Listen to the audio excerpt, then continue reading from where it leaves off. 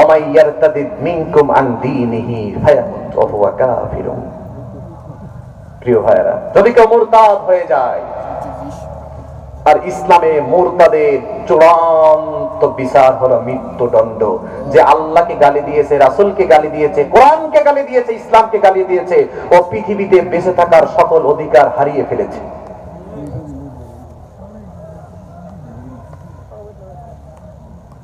সম্মানিত উপস্থিতি, আল্লাহ সুবহানাহু ওয়া তাআলা আপনাকে আমাকে সকলকে বানিয়েছেন, সৃষ্টি করেছেন, নিয়ামত দিয়েছেন, সুস্থতা দিয়েছেন, শরীরে সুন্দর শক্তি দিয়েছেন। এই জিনিসগুলোর মধ্যে কারোর কোনো সন্দেহ আছে নাকি? জোরে বলেন, আছে নাকি? এখন এই জিনিসগুলোর বিরুদ্ধে যারা অবস্থান নেয়, আল্লাহর বিরুদ্ধে যারা অবস্থান নেয়, একটু বলেন তো, আল্লাহর জমিনের বাইরে কি অন্য কারো জমিন আছে নাকি? যদি আল্লাহকে গালি দিয়ে আল্লাহকে তার পছন্দ না হয়, আল্লাহর দেওয়া সূর্যের আলো ছাড়া পৃথিবীতে সে কোনো সূর্য পাবে নাকি? যদি আল্লাহকে পছন্দ না করে, আল্লাহর দেওয়া বাতাস অক্সিজেন ছাড়া পৃথিবীতে কোনো বাতাস অক্সিজেন সে পাবে নাকি? কোনোদিন পাবে না, কোনোদিন পাবে না। ওই জন্য যারা মুরতাদ হয়ে গেছে, ওদের দুনিয়া এবং আখিরাত উভয় জায়গা শেষ, ওদের জন্য আর কিছু নাই। ফাউলাইকা হাবিতাত আমালুহুম, ওদের একমাত্র জায়গা হবে জাহান্নাম। জোরে পড়েন নাউজুবিল্লাহ। দুনিয়া কেমনে শেষ? মুরতাদ হয়ে যাওয়ার সাথে সাথে তার হালাল স্ত্রী আর স্ত্রী থাকবে না, ও এমনি অটোমেটিক্যালি ওর জন্য অবৈধ হয়ে যাবে। যদি কেউ মুরতাদ হয়ে যায়, বাবা মুসলমান, ছেলে কি বাবার সম্পত্তি পায় নাকি পায় না? মুরতাদ হয়ে যাওয়ার সাথে সাথে ওই সম্পত্তিতে আর কোনো ভাগ সে পাবে না। মুরতাদ যদি মারা যায়, তার কোনো জানাজা হবে না। মুরতাদ মারা গেলে মুসলমানের কবরস্থানে কোনো কবরই তার হবে না। এখন বলেন তো, দুনিয়ায় আর কিছু পাইলো সে? জোরে বলেন। আর আখিরাতে জায়গা কোন জায়গায়? জাহান্নাম। তার আমলনামা সব শেষ।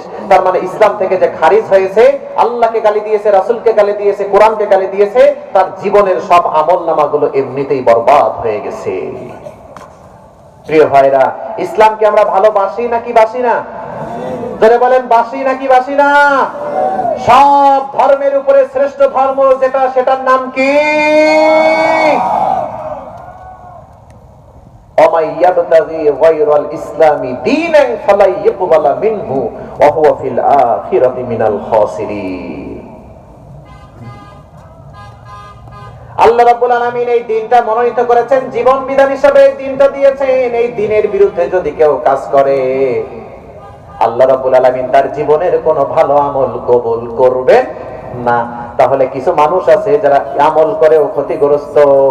আল্লাহ রাব্বুল আলামিন বলেন, হাল নুনাব্বিউকুম বিল আখসারিনা আমালা আল্লাযীনা দাল্লা সা'য়ুহুম ফিল হায়াতিদ দুনিয়া ওয়া হুম ইয়াহসাবুনা আন্নাহুম ইহসিনুনা সুনআ।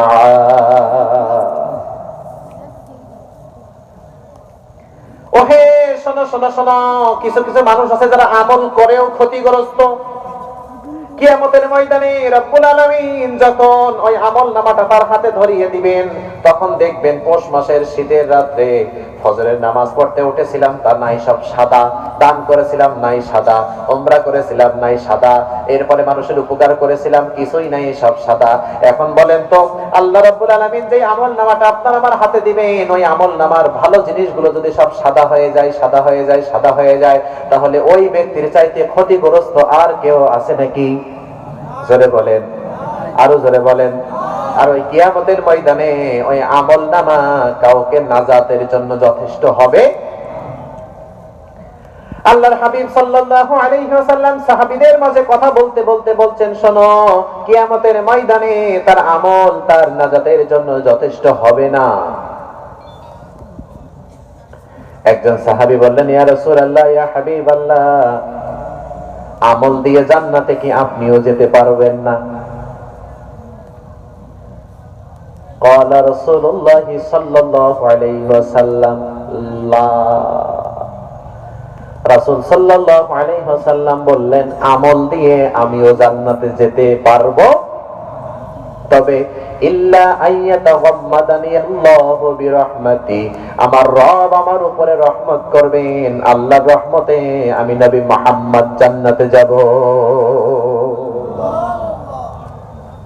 তার মানে বোঝা গেল আমল দিয়ে কেউ জান্নাতে যেতে পারবে না যদি আল্লাহর রহমত দয়া না করেন। ঠিক না? ঠিক।